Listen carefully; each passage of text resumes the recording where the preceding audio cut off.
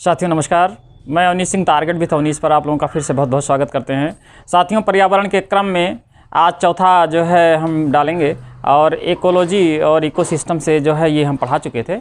इस पे पारिस्थितिकी तंत्र पे खाद्य श्रृंखला बहुत ही इंपॉर्टेंट है। यहाँ से एक प्रश्न आता है और ये लेखपाली भर्ती और एसएससी जीडी हो या टेट सुपर टेट, तो अभी टेट का नोटिफिकेशन जारी ही होने जा रहा है और दिसंबर में ये न्यूज़पेपर के माध्यम से पता चल रहा है कि दिसंबर में आप लोगों का सुपर टेट भी हो जाएगा।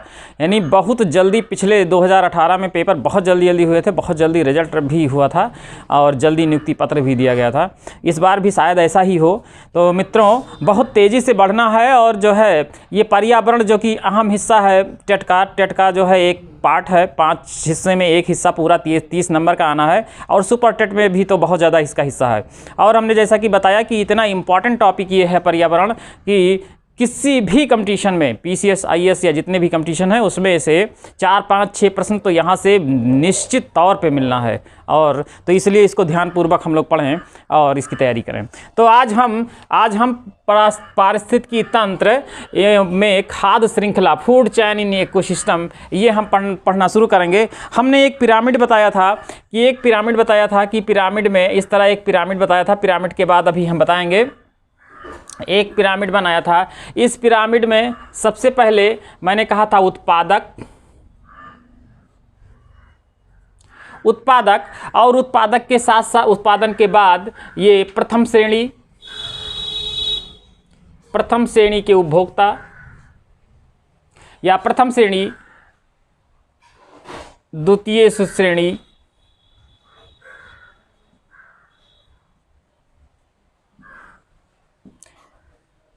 तृतीय श्रेणी और यहाँ अब घटक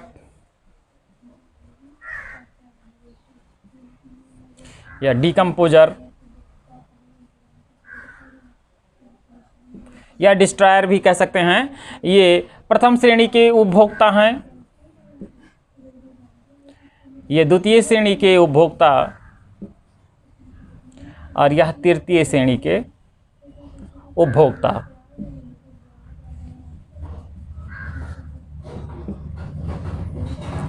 यह उत्पादक है। इन सभी को ऊर्जा देने वाला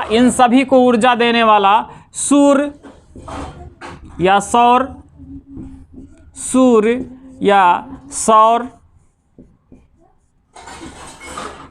ऊर्जा, यानी सौर और सूर्य ऊर्जा से उत्पादक। और उत्पादक में हम कई प्रकार के हम यहाँ पे अब घटक देख सकते हैं। पारिस्थितिकी तंत्र का जो खाद्य श्रृंखला है, यह तो मैप, इसमें हम देख सकते हैं उत्पादक में एक तो तालाब का उत्पादक, फिर घास के मैदान का उत्पादक और फिर वनों का उत्पादक। तो जो तालाब में होगा वहाँ पे शैवाल होंगे, वहाँ पे मछली होगी, वहाँ पे मेढक, इस तरीके से होंगे। तो अलग अलग हम इसको लिखेंगे। इतने का स्क्रीनशॉट लीजिए और इसके बाद फिर हम आगे बढ़ते हैं, क्योंकि हम फिर बताते हैं कि इनका जो है फिर क्या कैसे जो है तालाब का है, क्या जो है वनों का है। तो इस स्क्रीनशॉट लेके इसको मिटा दे रहे हैं।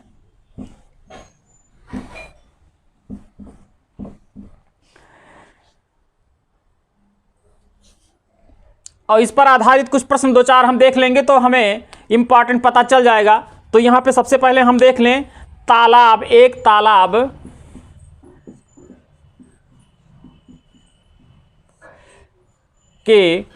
का पारिस्थितिकी तंत्र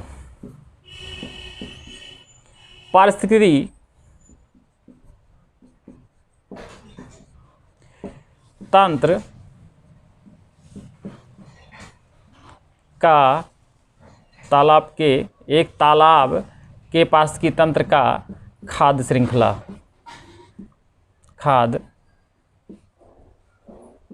श्रृंखला। इसमें देखेंगे सबसे पहले हम लिखेंगे उत्पादक। जैसा कि हमने एक जो है मैप बनाया था उत्पादक के बाद प्रथम श्रेणी,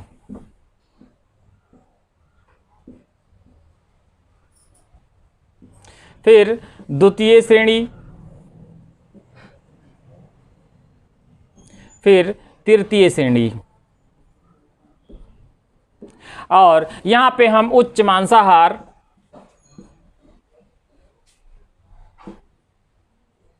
उच्च मांसाहार या अंतिम उपभोक्ता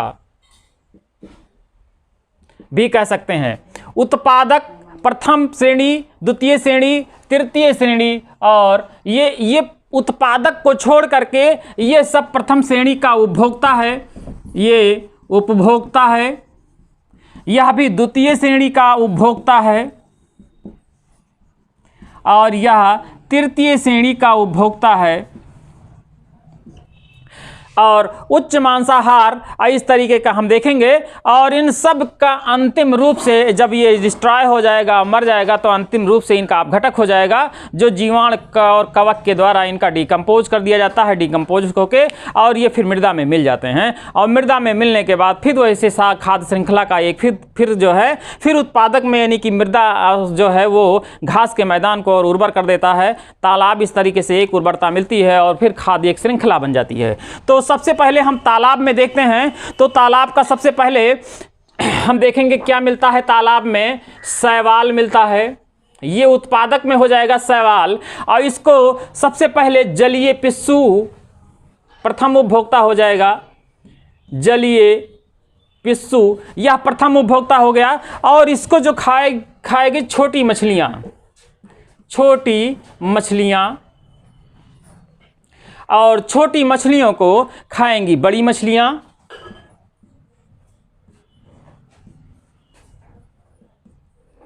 और बड़ी मछलियों को बगुला बतख या सारस, बगुला बतख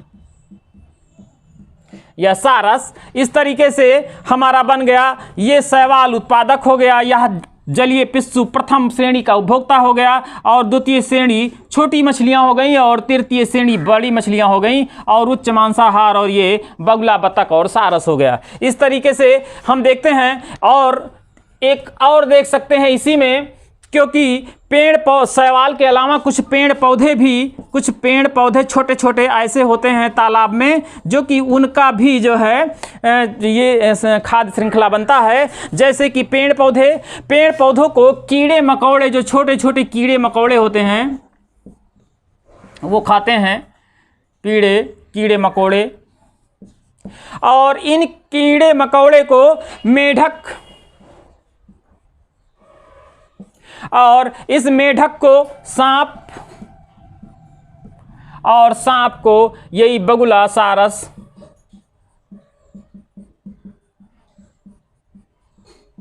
इस तरीके से हम देखते हैं कि यह एक तालाब के पारिस्थितिकी तंत्र का एक खाद्य श्रृंखला देखते हैं। इसके बाद हमने 3 बताया था, एक तालाब का है, फिर घास के मैदान का है, फिर वनों का है। तो इसका स्क्रीनशॉट ले लीजिए मित्रों। फिर उसके बाद हम आगे बताते हैं कि स्थलीय घास मैदान का जो है खाद्य श्रृंखला तंत्र। तो इसको हम मिटा दे रहे हैं, स्क्रीनशॉट ले लीजिए।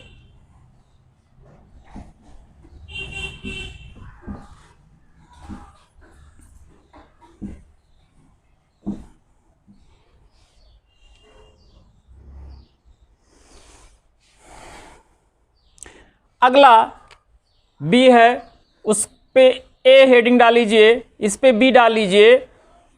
घास स्थलीय पारिस्थितिकी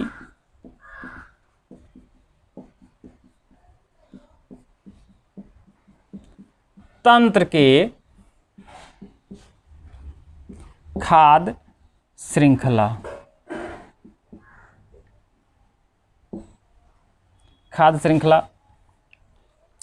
यहां पे हम देखते हैं घास जैसा लिखा है, घास। अब यह घास क्या है, हम चाहे लिख लें उत्पादक, समझ में ज़्यादा आएगा। सबसे पहले उत्पादक के बाद प्रथम श्रेणी, फिर द्वितीय श्रेणी, फिर तृतीय श्रेणी,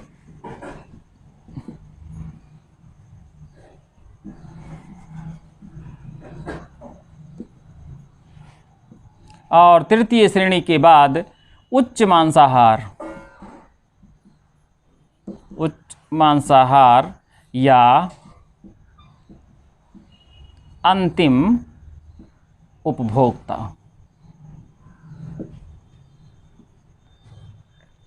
यहां पे उत्पादक में हम देखते हैं घास, और प्रथम श्रेणी के जो उपभोक्ता हैं, यहां पे उपभोक्ता लिख लेते हैं, उपभोक्ता, उपभोक्ता, और यह अंतिम उपभोक्ता है। जो घास पे हैं, घास पे भी कीड़े मकोड़े, और इन कीड़े मकोड़ों को चिड़िया खाती हैं। चिड़िया, अभी इसमें दो बनेगा, चिड़िया, और चिड़िया को बाज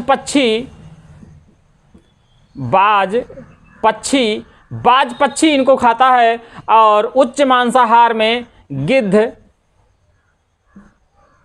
आते हैं। इस तरीके से एक घास के स्थलीय मैदान पे हम देखते हैं। और इसका एक हम और देख सकते हैं, जैसा कि घास पे टिड्डे आदि होते हैं, छोटे छोटे, और इनको मेढक, और मेढक को सांप, और सांप को फिर बगुला, या इसको भी, सांप को भी ये बगुला या सारस, इस तरीके से यह अंतिम उसमें चला जाता है। तो यह घास के मैदान पे या घास स्थलीय पारिस्थितिकी तंत्र का एक नमूना हुआ, एक से घात श्रृंखला है ये। और उसके बाद हम वन में देख सकते हैं, जो वन में खाद्य श्रृंखला पाई जाती है उसको हम देख सकते हैं। बहुत ही इंपॉर्टेंट है, यहाँ से एक प्रश्न मिलना ही मिलना है, और यह बहुत ही आसान है, सबसे आसान है, पारिस्थितिकी तंत्र का सबसे आसान है खाद्य श्रृंखला। और बाकी जब हम बताए थे तो वह पिछला जो वीडियो हम अपलोड किए हैं वह भी बहुत इंपॉर्टेंट है। तो इसको देख लेते हैं, फिर हम कुछ क्वेश्चन ले लेते हैं, क्वेश्चन से और अच्छे क्लियर हो जाएंगे। तो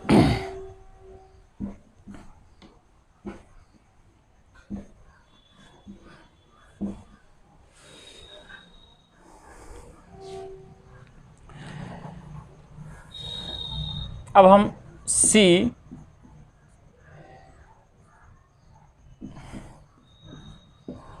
वन क्षेत्र के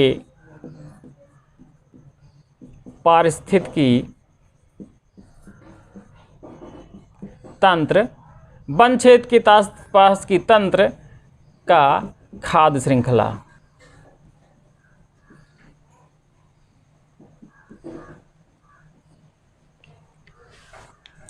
इसमें फिर वही हम सबसे पहले उत्पादक के बाद प्रथम श्रेणी की उपभोक्ता, प्रथम श्रेणी के उपभोक्ता, यहाँ द्वितीय श्रेणी के उपभोक्ता, और यहाँ पे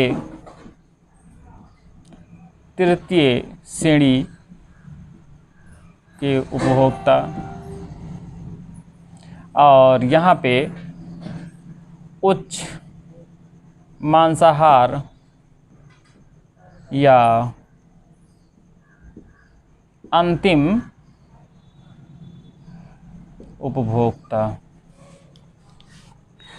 अब यहाँ देखिए, जो वन है, वन में शाकीय पौधा, अभी और झाड़ियां भी ले लेंगे, पहले शाकीय पौधा, और शाकीय पौधे को कौन खाया? चूहे या गिलहरी।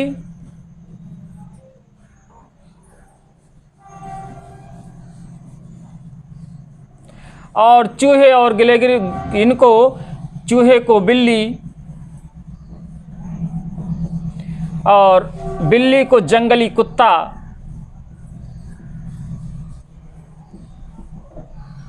और जंगली कुत्ता अगर इनको भी ले लिया जाए तो शेर या चीता या जंगली कुछ ऐसे, चीता, इसको शेर, चीता लिखा जा सकता है।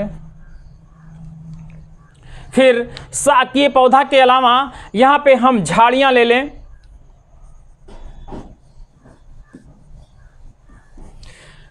झाड़ियाँ उत्पादक, ये सब उत्पादक में आएंगे।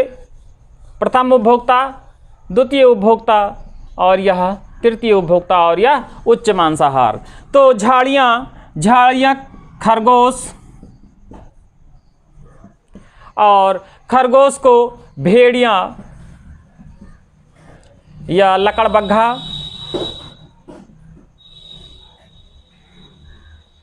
और इनको शेर चीता,